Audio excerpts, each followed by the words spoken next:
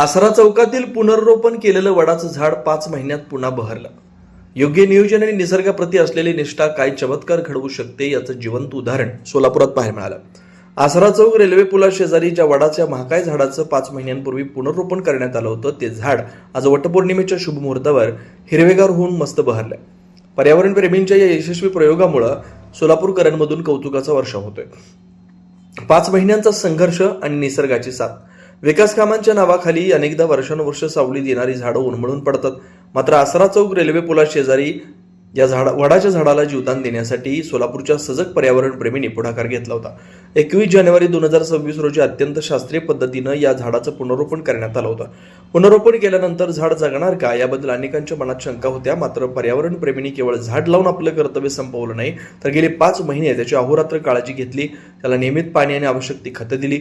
त्या सातत्यपूर्ण प्रयत्नामुळेच 29 जून 2026 रोजी म्हणजेच वटपौर्णिमेच्या दिवशी हे झाड नव्या पालवीनं आणि हिरव्यागार पानांनी डवरून गेलं. वटपौर्णिमेला जीवनदानाचा अनोखा संदेश. आज देशभरात महिला आपल्या पतीच्या दीर्घायुष्यासाठी वडाच्या झाडाची पूजा करत असतात. सोलापुरात मात्र एका वडाच्या झाडाला मिळालेलं नवीन आयुष्य निसर्ग संवर्धनाचा मोठा संदेश देत आहे.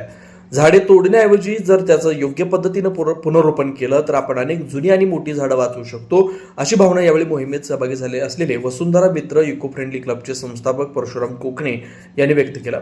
आसरा चौकातील हा यशस्वी पॅटर्न आता शहरातील इतर भागातील झाडे वाचवण्यासाठी मार्गदर्शक ठरणार आहे.